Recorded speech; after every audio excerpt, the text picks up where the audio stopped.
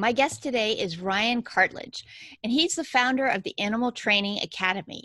Ryan's been working as a professional animal trainer around the world for the past 13 years in New Zealand, Australia, Canada, and the United States. He's trained entire teams of animal professionals, developed animal training programs, has been published in leading industry magazines, spoken at international conferences, and delivered presentations in a university on animal behavior. As a self-confessed behavior geek, Ryan's a dedicated lifelong learner, and he's currently doing his Karen Pryor professional dog training certification with his best friend in the world, Phoebe Dog. Through the Animal Training Academy, he connects hundreds of animal training and behavior enthusiasts with a large and growing library of online lessons and tutorials delivered by some of the world's most renowned animal experts. And as a confessed behavior and training geek myself, I really wanted to talk to Ryan. So thanks so much for joining me today, Ryan.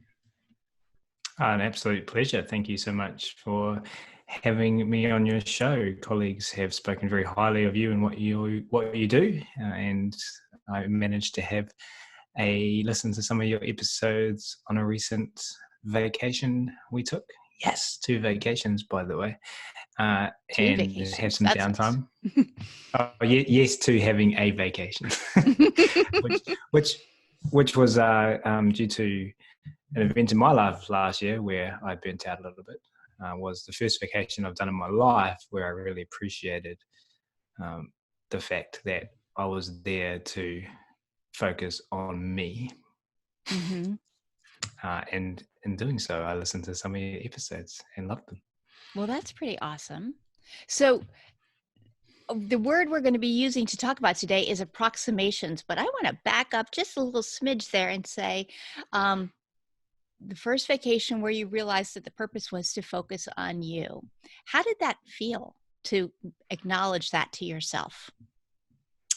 I'm trying to think back to, it felt relaxing. It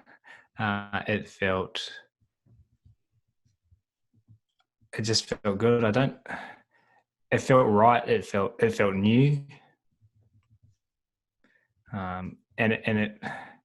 And it was because part of it was because to help more animals and more people, Mm-hmm. I needed to make sure that I looked after myself, so that I was present and able to be who I needed to be to fulfill that role. Right. And also talking about roles, I'm not just the behavior geek.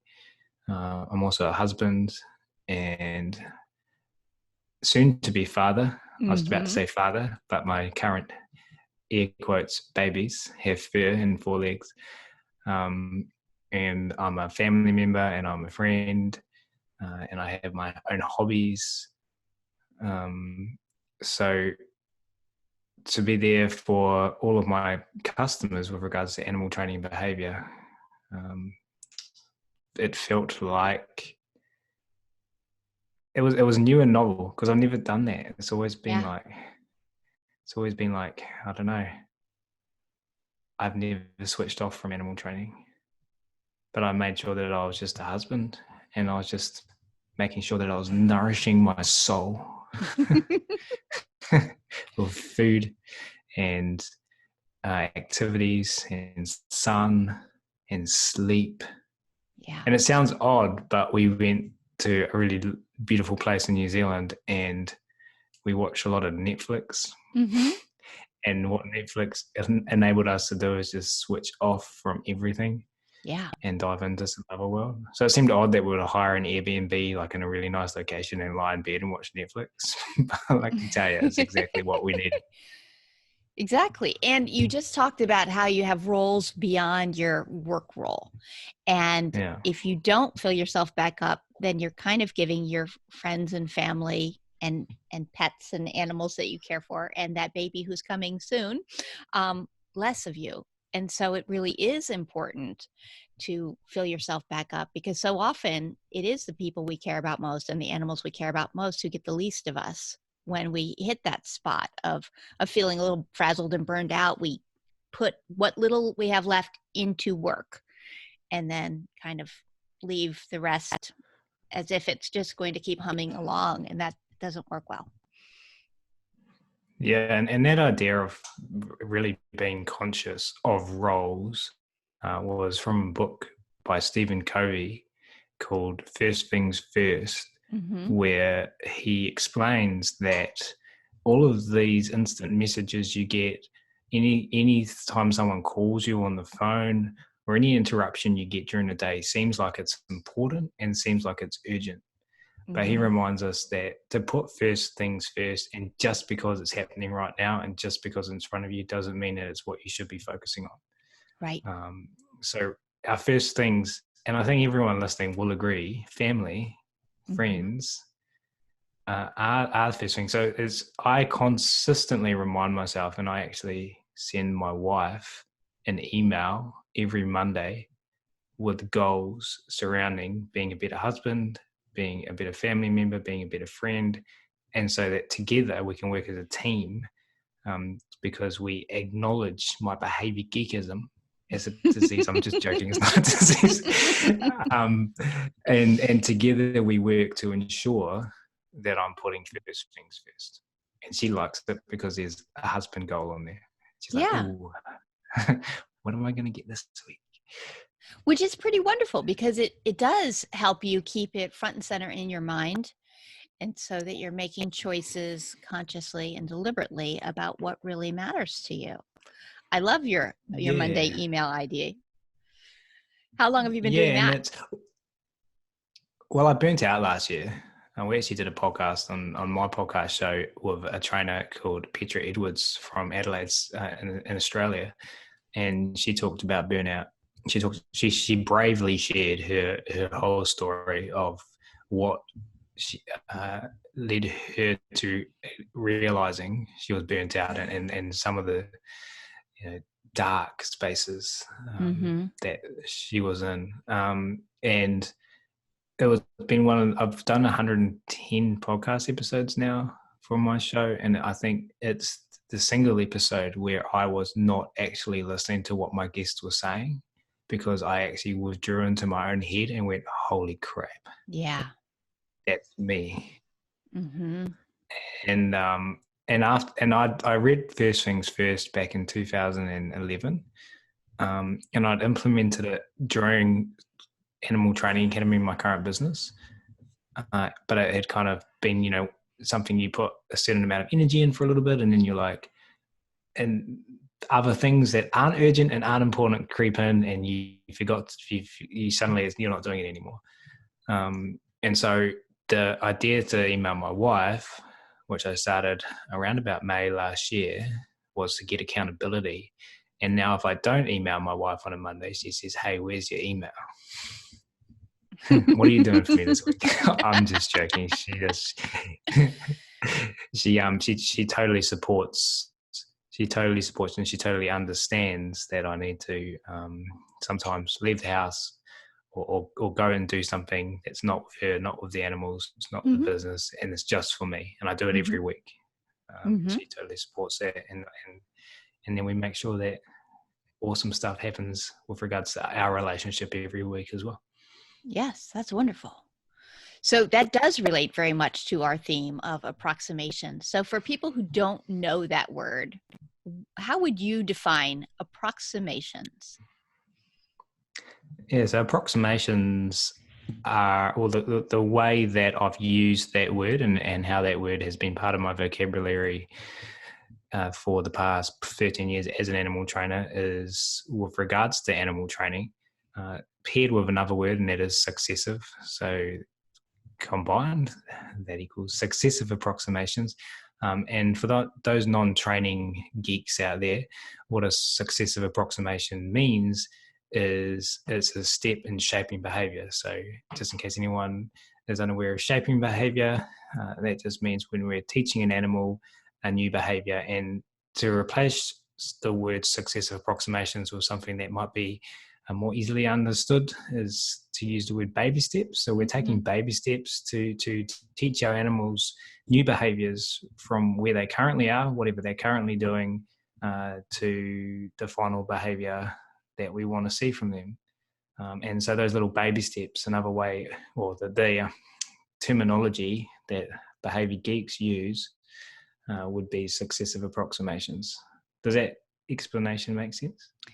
It does to me, but I tend to use the phrase, so we'll find out if others think that it was confusing, but I doubt it. I think the concept of baby steps is something that most of us are familiar with, but we don't always think about how important it is to have both positions in mind. Where am I now and where do I want to be? Or in the case of training an animal, where is the animal now and where do I want the animal to be? And what are all of the little pieces in between? And it's, I think, the most powerful thing we can do is to look at, well, what are some of the intermediate steps that could get us forward? So what do you think are, well, first off, why are they important to you? Why do you think approximations are important? Yeah, so a mutual colleague of ours, Dr. Susan Friedman, has a saying, celebrate approximations. And approximations have always been important to me because I'm an animal trainer, and without approximations, I wouldn't be very good at what I do. Without using baby steps to teach our animals behaviors, I'll just be relying on other techniques and be missing a very vital and important tool from our toolkit. But when I burnt out, I had a sticker on my wall next to my computer, and it came from Dr. Susan Friedman. I ordered from her a whole bunch of her stickers and posters with a bunch of her information on it, and one of the things she sent me was this car bumper sticker that said celebrate approximations, and it was brightly colored and had some nice swirls and things on it. It was an attractive sticker, and I stuck it up on the wall next to my computer. So I looked at it every day, and without really realizing, it kind of was doing something to my brain, making me focus on those two words. And so what I did at that time was just start to use it in my conversation with clients, with others, and we were celebrating little things that they were doing towards, and remembering to celebrate little things that they were doing in whatever projects they were working on. And also something that I did for myself, I started to focus more on approximations that I was doing. Now I'm a pretty goal-orientated person, and my goals are lofty, and they are years out in advance, and they're in numerous areas of my life. So I did an activity for probably about 2 weeks, and I don't know why I started doing this or how it came about, but I have an app on my phone called Evernote, and what I started to do every day was write down in Evernote anything I did towards achieving one of my larger goals, like anything. And the size of those lists at the end of the day was phenomenal. And I acknowledged that at times in my life, I'll get to the end of the day and focus my thoughts on all of the things, all of the big projects and end goals I had that I'd been trying to achieve for a long time, and were still elusive to me at the end of that day. Right. But when I wrote down all of these things and I looked at it and I went, I'm so much closer to my goals at 9 o'clock at night than I was at 6 a.m. this morning. And some of those little approximations were little, but they mean that even though they were little, they might seem insignificant and small. They mean that I'm now closer to that goal than I was before I did that thing, no matter how small it was. And that allowed me, paired with the fact that my mind had these two words, celebrate approximations, rolling around in it due to that sticker on my wall next to my computer. I just started celebrating these things. And and when I say celebrating, I just mean literally reading them off my phone app and having that realization that I just shared with you. And I'm not a neuroscientist, and I have no tools to measure my brain chemistry, but I imagine, that releasing good hormones and making me feel good. But what I can say is I focus on those things more now. And this is only in the last 12 months. So there's reinforcement there. That's my hypothesized guess at what those reinforcers are. And the other thing that I acknowledged, and the other thing that I wrote down in that list, was not just things I did that actually worked or were what some people might label as successful. There were things I did that didn't work and things that kind of set me back. But I realized those things provided me information, and I couldn't take the next required and necessary step without having failed. Right. But I don't like that word, but I'm using it to hopefully help people understand what I'm trying to share. Without having, air quotes, failed, I couldn't be where I was to make the next decision that I needed to make to get me closer to my goals. So you've likely heard it before, but therefore that's an approximation. Yeah. That means you might be successful, but it's approximation worthy of celebration, I think. So focusing on that, like everything, the only time I feel I wouldn't be happy celebrating, but I don't, a trainer friend of mine, Sarah Owings, says, and I'm paraphrasing you, Sarah, sorry if you listen to this and I butcher this. She said that one thing she's really proud of is she'll never go into the next session with her animal when she's doing some shaping and some training and do exactly the same thing. She'll always change something. And so the only time I think I wouldn't be celebrating, but I don't do this, I hope I don't do this, but maybe I do, is if I just did the same thing and expected different results. So there's a question I ask myself, which is, what can I change? What can I do different? And sometimes my brain doesn't come up with something. So the second question I ask, if there was something I could do, no matter how small or insignificant that thing might seem, what would it be? And something I learned a long time ago is, if you ask your brain a question and you just keep asking it, like, your brain is pretty amazing and all of the answers are actually stored in there. Yes. You just need to keep asking the question and ask the right questions. Yes. Yeah. Absolutely. That's why they're important. Absolutely. Yeah, I definitely see the value of your practice on multiple levels. The practice of recording what you've done. One of the biggest challenges that solopreneurs have, from what I've read, is that they don't have a way of measuring what they've accomplished because their goals are lofty and far out. And so having this recording of what you've done gives your brain the chance to go, oh, I actually did work today. And then, as you're saying, the part about celebrating and really consciously saying, look at me, I'm moving forward, does affect all of the brain chemistry and sets your brain up the next day to start going, well, what am I doing right now that's going to make my list? What's happening that will be worthy of celebration?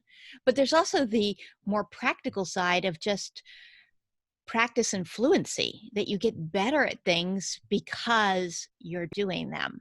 And so by having this habit of saying, I'm going to really focus on what I'm doing and be intentional and conscious about it and try to be just a little bit better each time, learning from the things that didn't work and tweaking the things that did, like what will happen next, it layers together so beautifully to provide huge lasting change in little tiny steps that feel doable. And I think that's a piece that's underestimated because it sounds so simple. It sounds really sort of too easy. And also it sounds too slow, but it really is the fastest and best way to do a strong behavior change. Do you agree?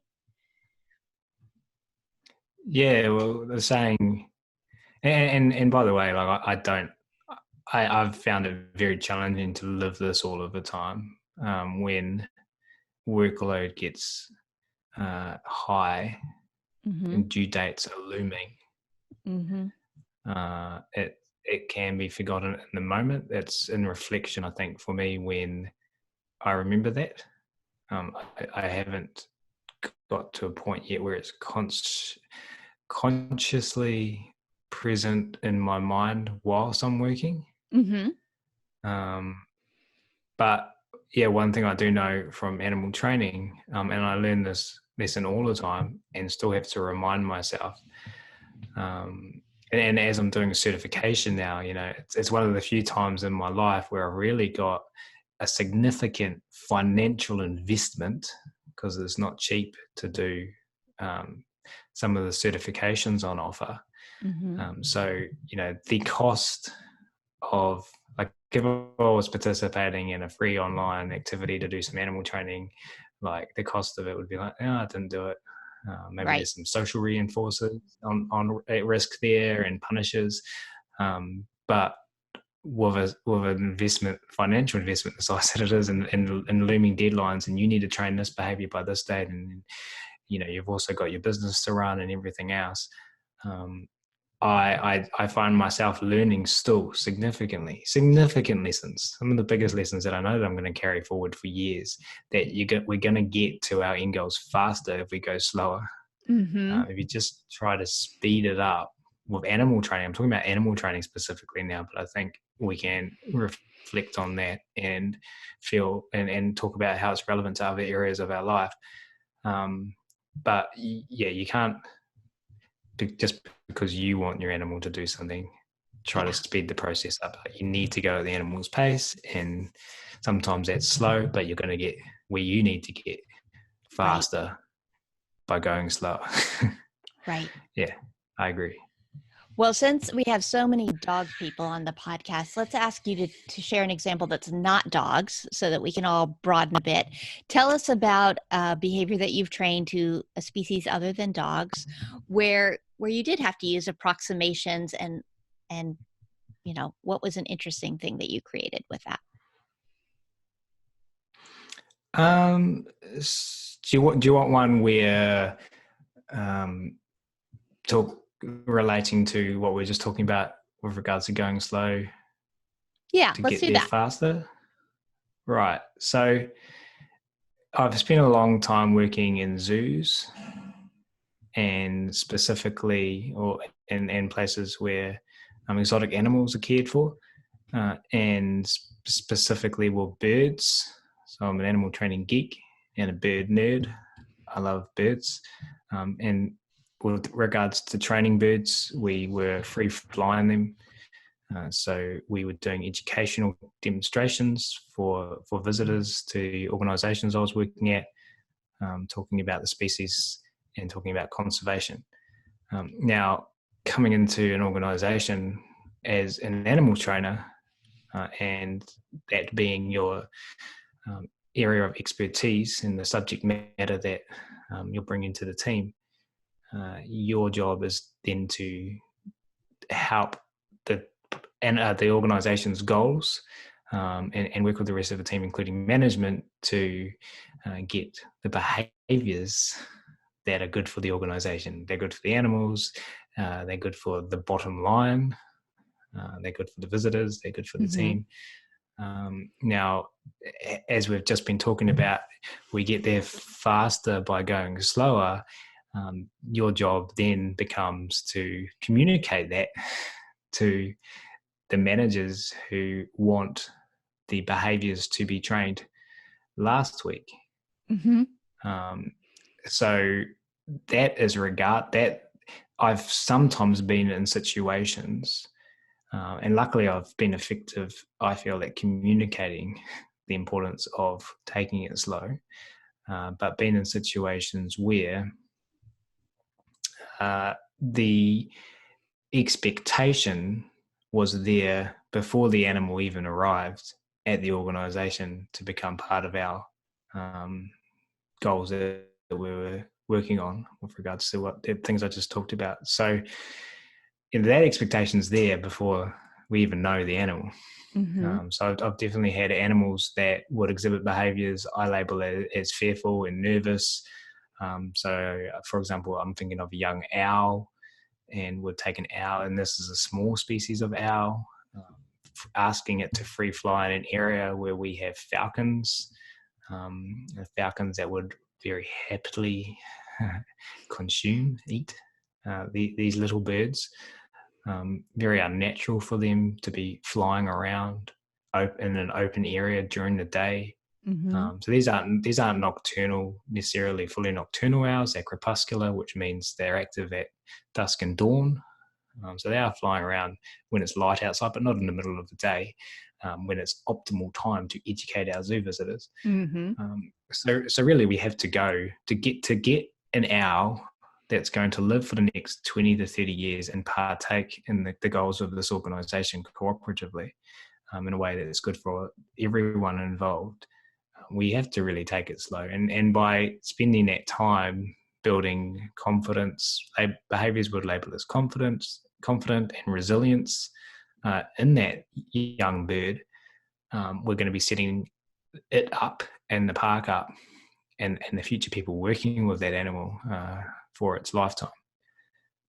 But however, you can kind of see that when management's looking at that, they're investing. If you look at their job, they've got a lot more things to think about than me as the animal trainer has to think about. They're thinking about how the fact that visitors are coming in, visitors are leaving reviews on TripAdvisor, we're buying the animal's food, the animal's taking up space.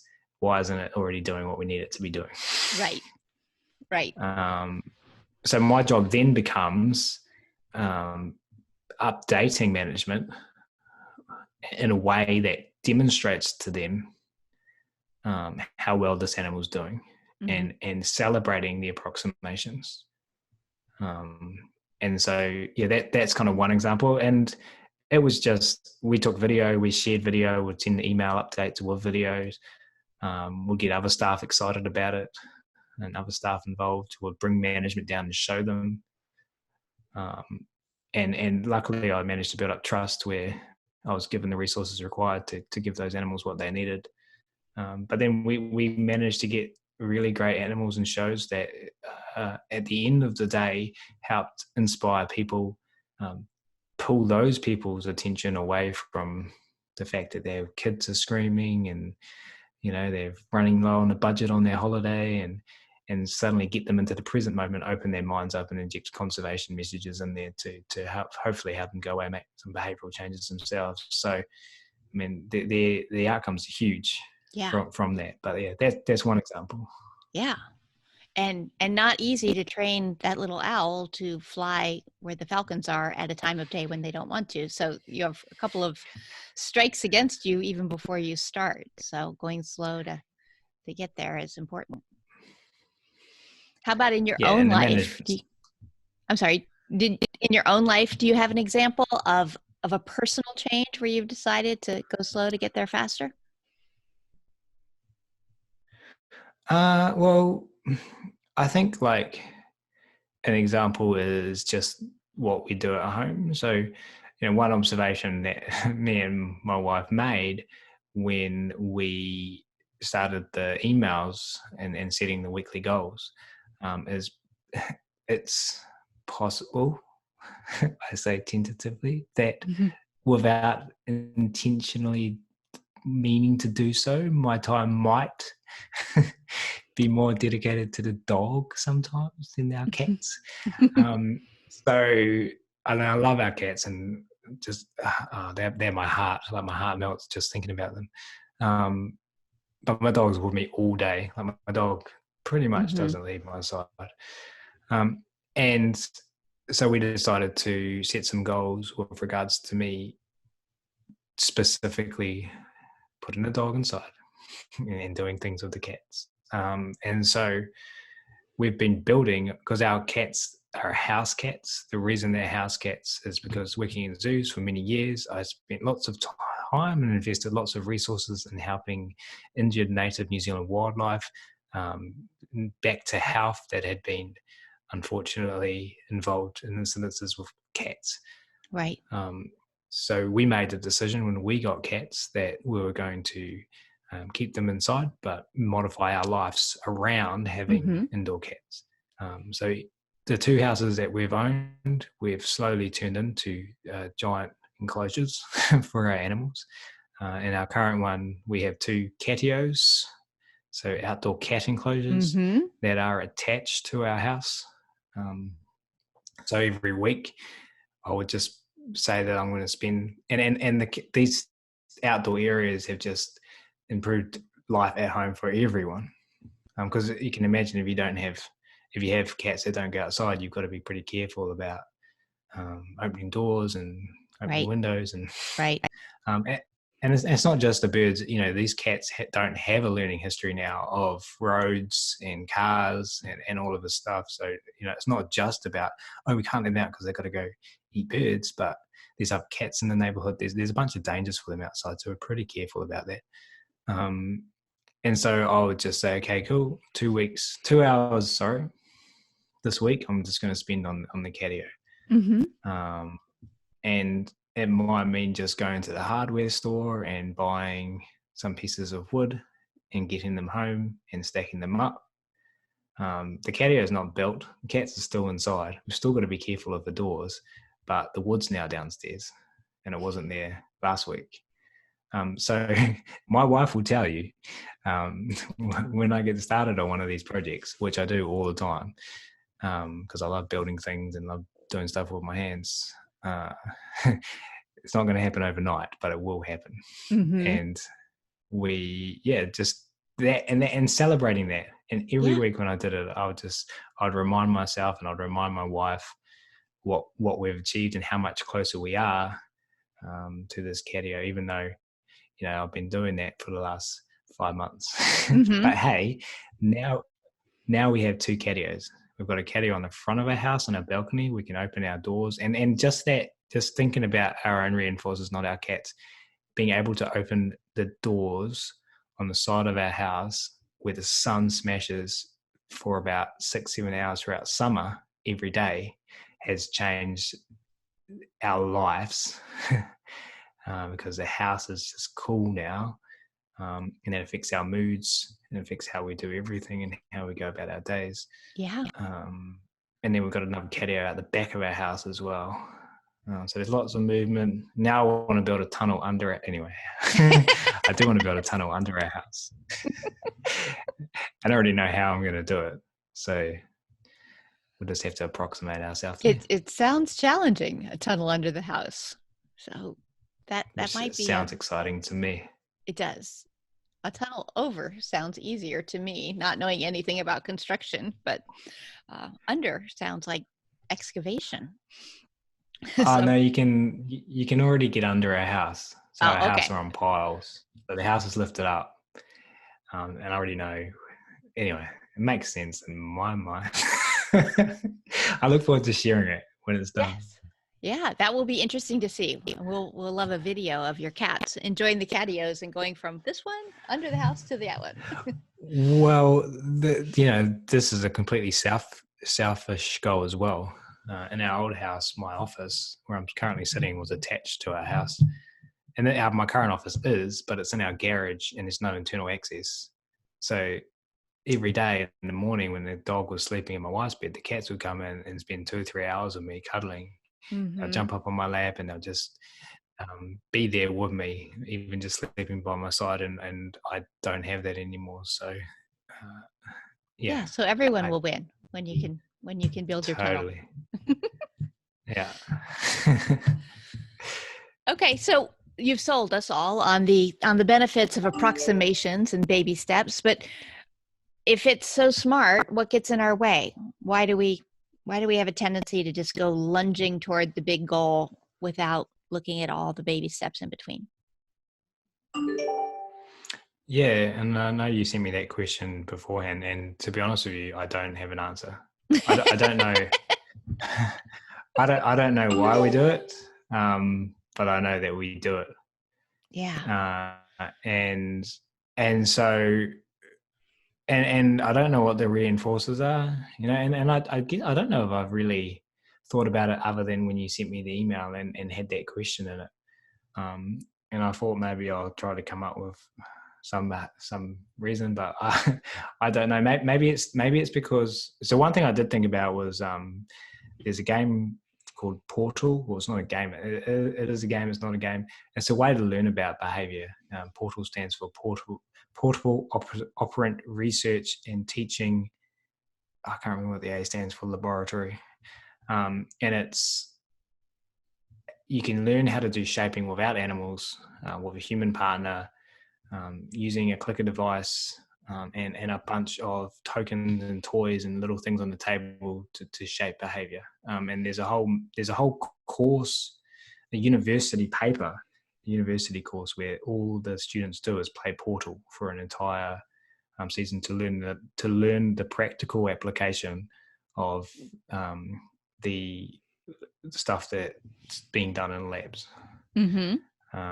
And so the people that run that course have turned it into an actual book that you can purchase online, and you can play these games with your friends, with your colleagues, with your family.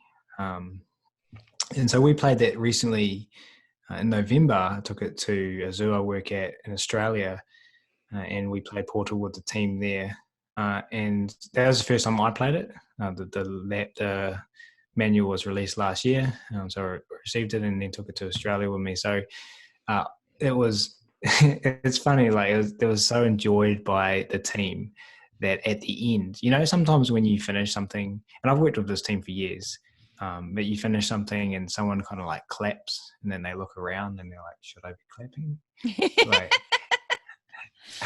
we finished our first session at Portal and like it was unanimous and like there was no question, like everyone just burst into this round of applause. And I was like, wow, like, the learning in there was so intense. And one of the things we learned was we could teach and I see this with animals all the time, we could teach a behavior to our animal.